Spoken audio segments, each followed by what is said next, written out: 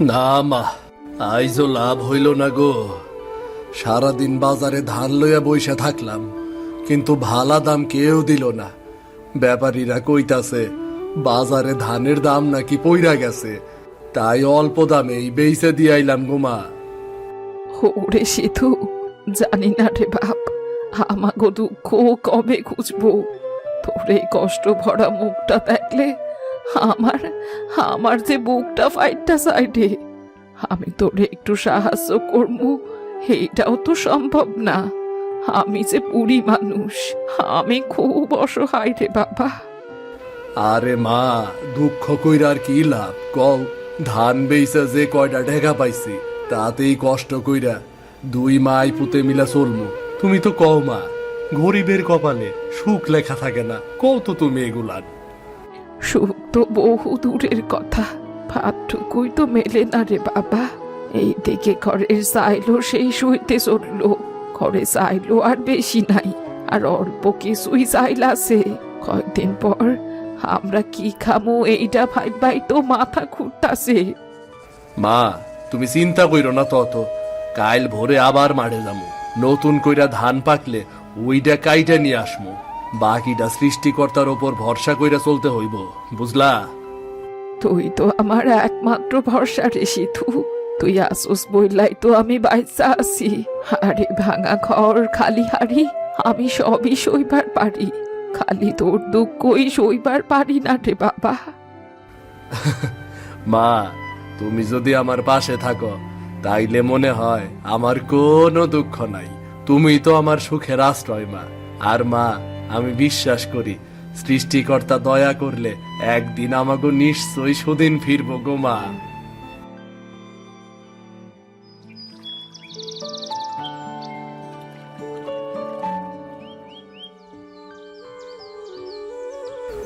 আহ, শরীরটা আজ জানি কেমন লাগতাছে।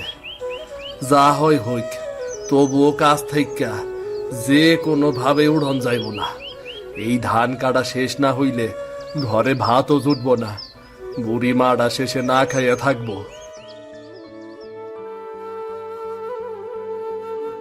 আরে আর তো পারতাছি না, বুকের মধ্যে কেমন জানি চাপ ধইরা আইতাছে।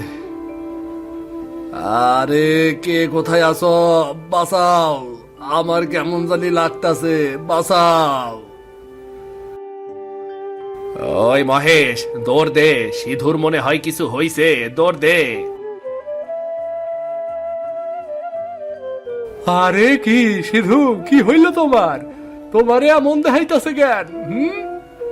ওরে সিধু, চোখ খোল রে ভাই, কি হইল তোর? ওরে তাড়াতাড়ি চোখ খোল। আরে দেবেন, আমার শরীরটা কেমন জানি জ্বলতাছে, ঠিক কইরা নিঃশ্বাস নিবার পারতাছি না। আমি মনে হয় আর বাঁচব না রে। আমারে তোরা মায়ের কাছে নিয়ে যা ভাই, মারে খুব দেখবার মন চাইতাছে, নিয়ে যা। এইভাবে বইরা থাকলে তো সিধু বাঁচবো না, চলো ওরে নিয়ে তাড়াতাড়ি ওর বাড়িতে লইয়া যাই। হ্যাঁ ঠিক কইছ, আয় ওরে আমাকে কাঁধে তুলি, ওরে দ্রুত ওর মার কাছে নিতে হইব।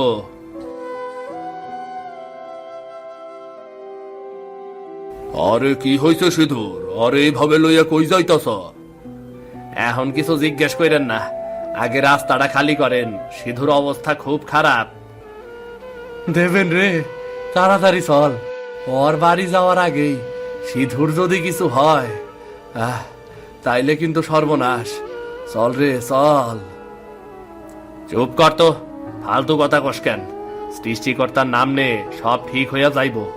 আর একটু পথ আছে, ওর বাড়ির কাছে আইসা গেছি, আর একটু পথ আছে। ওরে সিধু, এখন কেমন লাগতাছে রে বাবা? হঠাৎ কইরা আমার পোলাটার কি হইল? ও সৃষ্টিকর্তা, আমার পোলাটারে তুমি সুস্থ কইরা দাও। মা, বুকটা এখনো জ্বলতাছে, আবার ঠিক মতো নিঃশ্বাসও নিতে পারতাছি না। শরীরটা কেমন খুব ভারী লাগতাছে। আরে ও সৃষ্টিকর্তা, সারা জীবনই তো দুঃখে কাটাইলাম, এখন এখন কি আমার বুকের দণ্ডেও আমার কাছ থেকে কাইরা নিবা? কাকিমা কাইন্দেন না, আমি তো আছি। আমি কিছু না কিছু একটা উপায় বাইর করবো, কিন্তু সিধুর অবস্থা যে বড্ড খারাপ, ডাক্তার না দেখাইলে কি যে হইব। ডাক্তার? ডাক্তারের পয়সা কই বাইরে দেবেন? আমার ঘরে তো খাওয়ার মতো এক মুঠ চাইলো নাই, কি দিয়া ডাক্তার দেখামু ক? আচ্ছা কাকিমা, আপনি চিন্তা কইরেন না, আমি মহেশকে লইয়া কিছু একটা করবো। অন্তত কবিরাজের কাছে তো যাইতে পারি। গ্রামের কবিরাজ একটু দেখলেই হয়তো কিছু ওষুধ দিবার পারবো।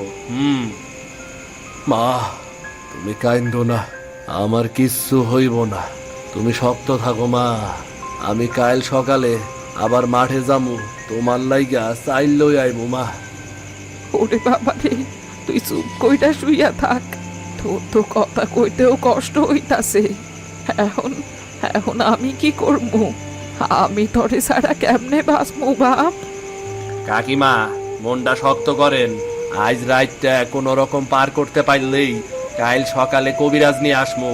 সৃষ্টিকর্তার কৃপা থাকলে সিধু অবশ্যই সুস্থ হইয়া উঠব। আপনি আর কান্দেন না কাকি, আপনি আর কান্দেন না।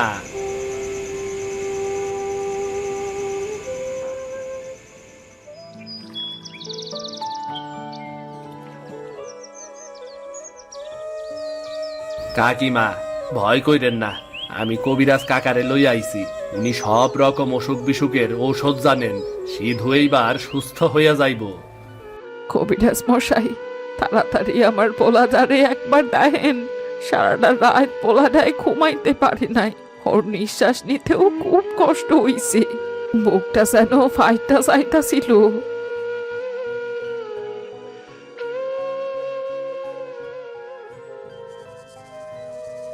আচ্ছা বাবা, বলো তো দেখি তোমার কি রকম অবস্থা, আমাকে সব খুলে বলো। কাকা, আমার বুকের ভেতরটা খালি জ্বলতাছে, আর নিঃশ্বাস নিতে খুবই কষ্ট হইতাছে। শরীরটাও খুব ভারী লাগতাছে।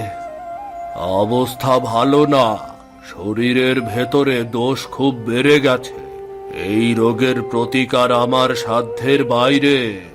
হায় সৃষ্টিকর্তা, এইটা এইটা আপনি কি কইতাছেন কবিরাজ মশাই? আমার পোলাটারে কি বাঁচানোর কোনো উপায় নাই? সারাটা জীবন দুঃখ করলাম, এইবার কি আমার বুকের ধনও আমারে সাইডা সইলা চাইব? কবিরাজ কাকা, আরেকবার ভাইবা কন্যা, কোনো গাছ গাছরা, কোনো তন্ত্র মন্ত্র কিছুই কি নাই যেইটা সিধুরে বাঁচাইতে পারে? না রে বাবা, আমি যা বলেছি তা চিন্তা ভাবনা করেই বলেছি। এই অসুখের একমাত্র ভবিষ্যৎ মৃত্যু। সৃষ্টিকর্তা যদি না চান, তাহলে ওকে বাঁচানোর কারও সাধ্য নেই। হায় সৃষ্টিকর্তা, আমি এই বয়সে আর কত পরীক্ষা দিব? কত পরীক্ষা নিবা আমার? তুমি আমারে লইয়া যাও, আর আমার বদলে আমার পোলাটারে বাঁচাইয়া দাও। দিদি, মন শক্ত করুন। সৃষ্টিকর্তার কৃপা ছাড়া আর কোনো ওষুধ নেই। আপনি যত পারেন সৃষ্টিকর্তাকে স্মরণ করুন, তিনি একটা উপায় বের করে দেবেন।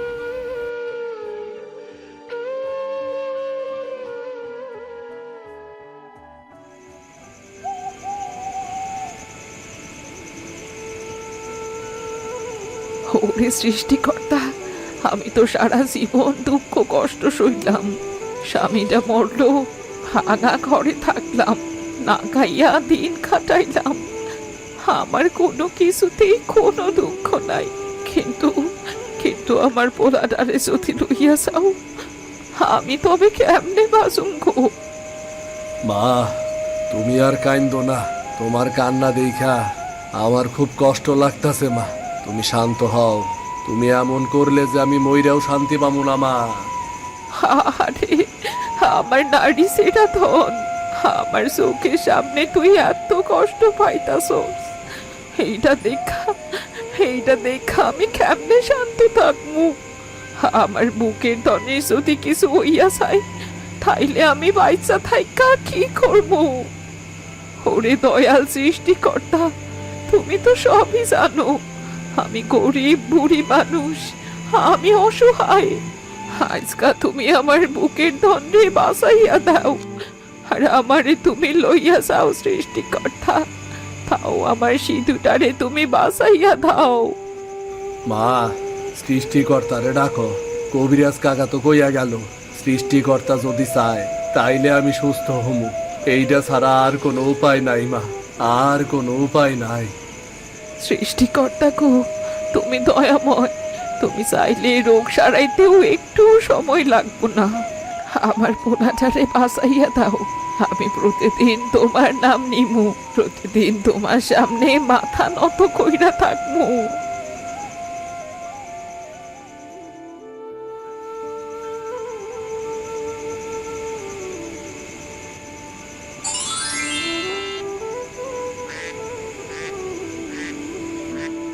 আরে ক্যাডা, ক্যাডা তুমি? আমার মতো গরিব ঘরে তুমি কেন আইলা? তুমি ভয় পেও না, আমি সৃষ্টিকর্তার দূত। তোমার কান্না, তোমার আকুল প্রার্থনা আসমান পর্যন্ত পৌঁছে গিয়েছে। হায় সৃষ্টিকর্তা, তুমি আমার কান্না শুনছো? আমার সিধুটারে বাঁচাইবার কি কোনো উপায় আছে?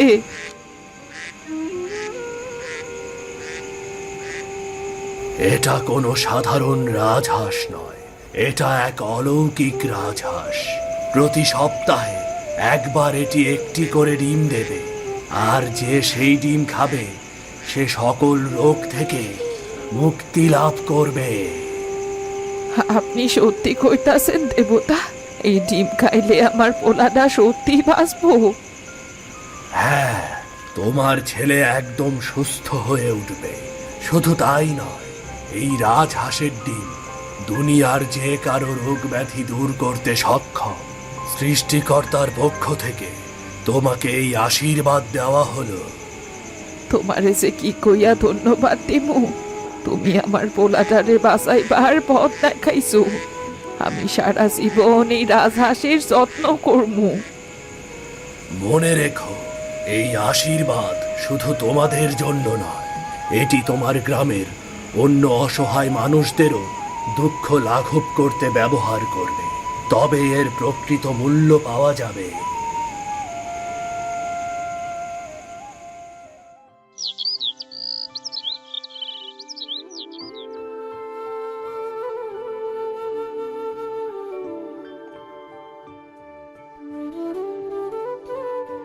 ও মা, কি যে অদ্ভুত স্বপ্ন দেখলাম রে বাবা। দেবতা, রাজহাঁস, ডিম, এইসব সত্য হইলে কতই না বালা হইতো।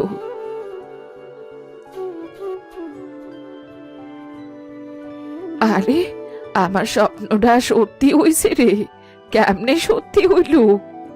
ও গো সৃষ্টিকর্তা, তুমি সত্যি মহান। তুমি আমার ডাক শুনছো, আমার পোলাটারে বাঁচাইবার উপায় দিছো।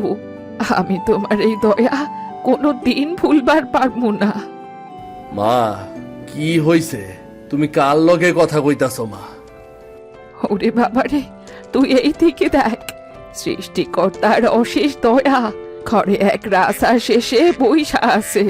আর ওই দেখ, ওই বড় ডিমটা, এইটাই তোর বাঁচার ভরসা। রাজহাঁস, ডিম, কেমনে কি মা? এটা কি সত্যি?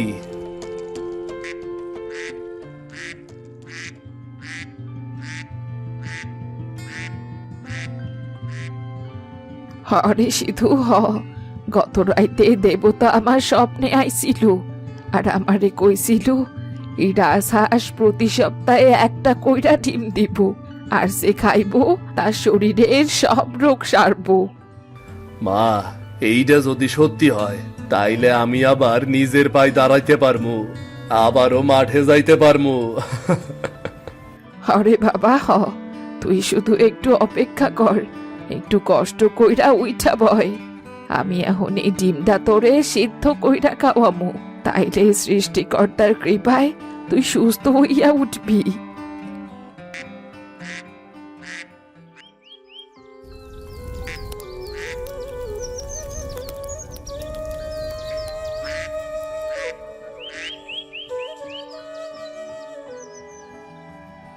এই নে বাবা, তাড়াতাড়ি ডিমটা খা। একবার খাইলেই তুই সুস্থ হইয়া যাবি। মা, আমার না এখনো বিশ্বাস হইতাছে না এই ডিমটা খাইলে সত্যি কি আমি সুস্থ হইয়া যামু মা। আরে বাবা দেবতা আমারে স্বপ্নে এইটাই কইছিল, সৃষ্টিকর্তা দয়া করলে তুই সুস্থ হইয়া যাবি। তুই শুধু খা, তাড়াতাড়ি খা, আর দেরি করিস না রে বাপ। মা, সত্যিই তো বুকটা আর জ্বলতাছে না, শরীরটা কেমন জানি একদম ভালো লাগতাছে, শক্তি আইতাছে, আর আমি তো আগের মতো নিঃশ্বাস নিতে পারতাছি। হায় সৃষ্টিকর্তা, তুমি সত্যি দয়া করছো। আমার সিঁদুরে তুমি বাঁচাইয়া দিলা। আমার বুকের ধন আমার বুকে ফিরা এলো। মা, আমি তো দাঁড়াইতেও পারতাছি, আমি সুস্থ হয়ে গেছি মা, একদম সুস্থ হয়ে গেছি আমি। আরে বাপ, সবই তার কৃপা। আমার বুকের ধন আমার কাছে ফিরা আইলো। তুই আবার আগের মতো কাজ করতে পারবি রে সিধু। আমার আর কোনো দুঃখ নাই, আমার মনে আর কোনো কষ্ট নাই।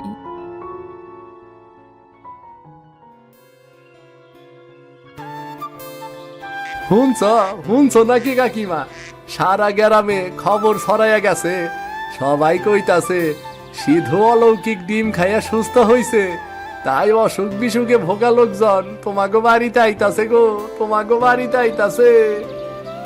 ওরা যদি সৃষ্টিকর্তার দয়া চাইতে আসে, আমি ফিরাবো কে? এই রাজহাঁসের ডিম তো সবার জন্যই আশীর্বাদ স্বরূপ।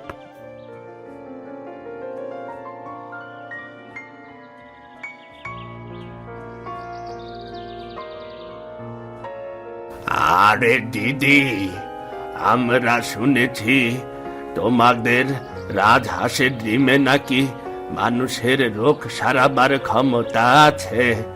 আমি বহুদিন এই কাশি আর জ্বর নিয়ে খুব কষ্ট পাইতেছি গো, আমারে যদি একটু সারাইয়া দিতা।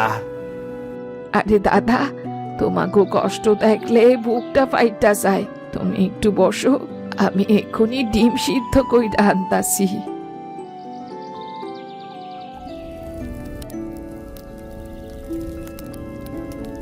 মা, আমি ডিম খাইয়া যেমন সুস্থ হইছি, সৃষ্টিকর্তা চাইলে ওরাও সুস্থ হইব।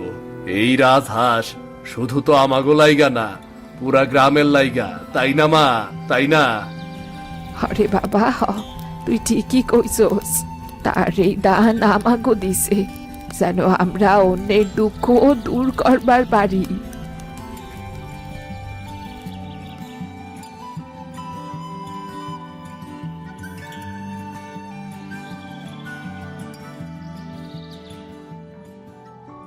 সৃষ্টিকর্তা তোমাগো বালা করুক, আমার কষ্ট দূর হইতে শুরু করছে।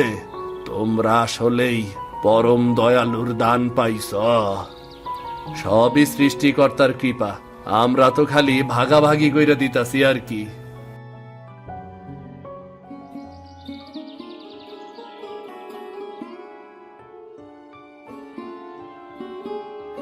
শোন সিধু, তুই তো এখন শুধু তোর মায়ের না, এই পুরা গ্রামের আপন হইয়া গেছ। তাই আমরা গ্রামবাসী সবাই ঠিক করছি, তরে এই ভাঙা ঘরে আর থাকতে দিমু না। আজ থেকে আমরা সবাই মিলা তরে নতুন ঘর বানাইয়া দিমু রে। হ্যাঁ, ঠিক কইছ দেবেন। এই কাকিমার সিধু বিনা পয়সায় আমাগো সবাই রে ডিম ভাগ কইরা দিছে। এখন তার লাইগা আজ পুরো গ্রামের মানুষ সুস্থ সবল ভাবে বাইসা আছে। তাই কৃতজ্ঞতা স্বরূপ আমরা তাগল লাইগা সুন্দর একটা ঘর বানামু। আরে তোমরা আমাগো লাইগা এত কিছু করতাছো কেন? আমরা তো কিছু করি নাই, সবই সৃষ্টিকর্তার কৃপা। না কাকিমা, তুমি আর সিধু আমাগো জীবন বাঁচাইছ, তাই তোমাগো লাইগা আমরা প্রাণের ঘর বানামু গো, প্রাণের ঘর। আরে বাবা সৃষ্টিকর্তার দয়া থাকলে মানুষ মানুষের লাইগা কেমন করে, এইটাই তার প্রমাণ। এই যে সিধু, আজ থেকে তুই তোর মা সুখে শান্তিতে এই নতুন ঘরে থাকবি, আর ওই রাজহাঁসটাও এইখানে নিরাপদে থাকবো। মানুষ যে মানুষের লাইগা আজ আমরা এটা সবাই বুঝবার পারলাম। আর দেবেন, মহেশ আর গ্রামের হককলে তোমাগর এই উপকার আমি কোনোদিনও ভুলুম না। ভিডিওটি যদি আপনাদের ভালো লেগে থাকে তাহলে চ্যানেলটি সাবস্ক্রাইব করে দিন। লাইক আর কমেন্ট করতেও ভুলবেন না কিন্তু।